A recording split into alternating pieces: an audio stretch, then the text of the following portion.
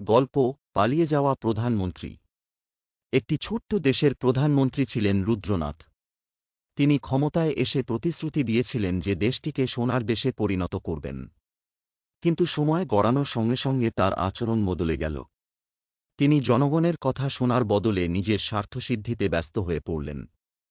জনগণের ট্যাক্সের টাকা অপচয় করে বিলাসবহুল জীবনযাপন শুরু করলেন। একদিন দেশের অর্থনৈতিক পরিস্থিতি এতটাই খারাপ হয়ে গেল যে সাধারণ মানুষ খাবার জোটাতে হিমশিম খেতে লাগল। চাকরি হারানো আর দারিদ্র্যের মধ্যে দিন কাটাতে গিয়ে জনগণের ধৈর্য শেষ হয়ে গেল।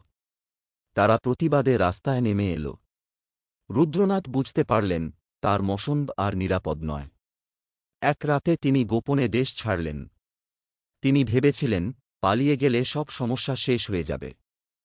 কিন্তু অন্য দেশে গিয়ে দেখলেন সেখানেও তার প্রতি মানুষের ক্ষোভ। তার নামে দুর্নীতি আর অন্যায়ের গল্প ছড়িয়ে পড়েছে বিশ্বজুড়ে।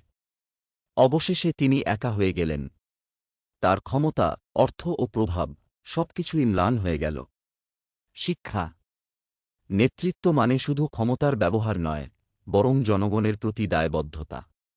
একজন নেতা যদি তার দায়িত্ব থেকে সরে যান, তবে জনগণ তাকে কখনো ক্ষমা করে না। নেতার কাজ দেশ গড়া, দেশ ভাঙা নয়। ভিডিওটি ভালো লাগলে আরও নতুন নতুন শিক্ষণীয় ভিডিও পেতে আমাদের চ্যানেলটি সাবস্ক্রাইব করুন।